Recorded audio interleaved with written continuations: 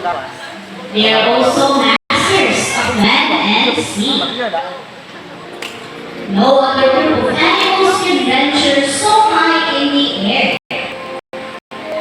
nesting all land masses, and hide such great depths below the water. Images of birds in flight soaring through the sky signifies freedom and hope. But flying is not the only skill they know. So join us today as we show you a glimpse of the truly amazing and intelligent these birds are.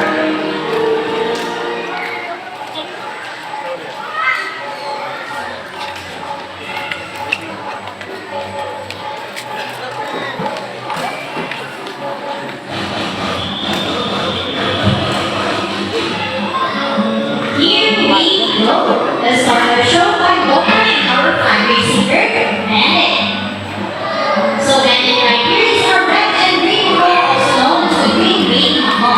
These macaws can be found in the forest and woodlands of northern and central South America. There you go, our show solution starting. How about a round of applause for our fundraising bird, Bandit?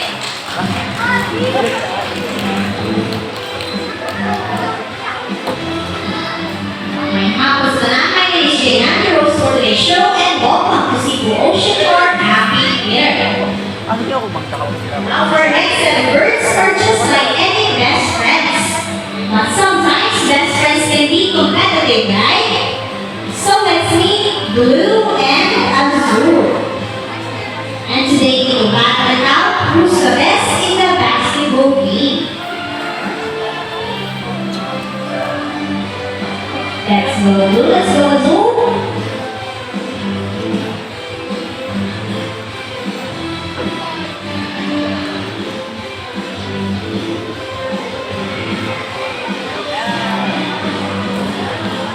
So the trainer Andre, we have Asul, and the trainer Mary, we have Blue. But before we start this friendly battle, I'll be dividing you guys into two groups. Now all the boys will cheer for Blue. Come on boys, say, go Blue, go Blue. Go Blue, go Blue. And all the girls will cheer for Asul. Come on girls, say, go Asul, go Asul. Go Asul, go Asul. So is everyone ready for the basketball game? Alright, birds ready, trainers ready, set, go! Let's go, Blue goes on first ball by Blue, second ball by Blue, and Blue wins the basketball game. So that's alright, Asul. I think Asul deserves another round. And that is with a race.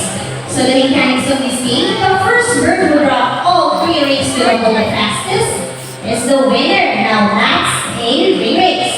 Now is everyone ready for the second round? Again guys, are you guys ready? Alright, birds ready, trainers ready, set, go! Let's go Asul first ring by Blue, let's go Asul, second ring by Blue, and Asul drop all three rings at the same time. What a clever technique from Asul. So how about a round of applause for our lovely birds, Blue and Asul.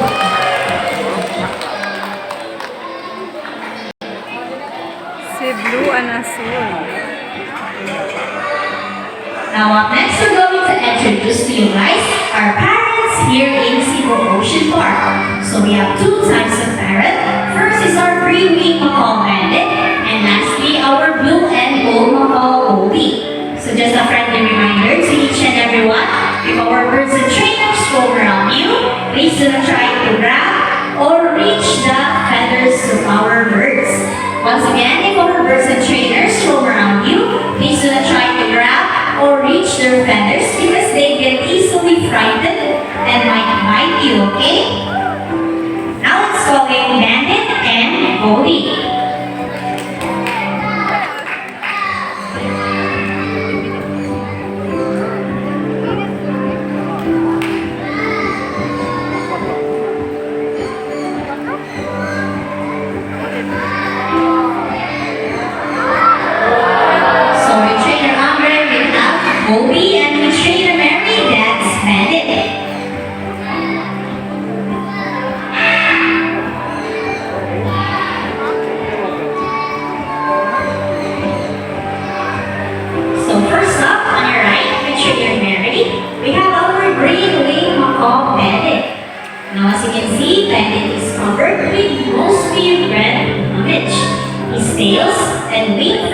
are color blue and green. So Bandit has a white naked face stripe with small red feathers.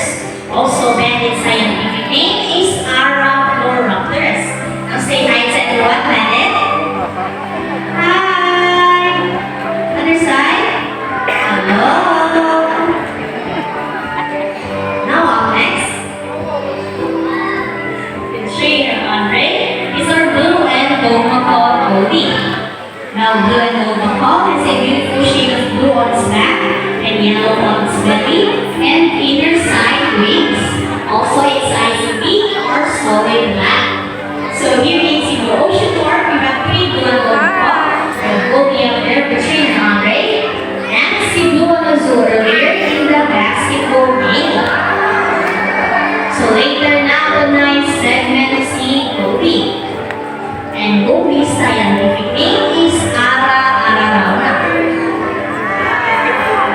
Now both Bandit and Gobi can live up to 16 years old. And lastly, did you know that parrots are monogamous, meaning they can only have one partner for their entire lifetime. So that is it for our parrot series in Ocean Park. Once again, our green wing macaw Bandit and our blue and gold macaw Gobi. Palo.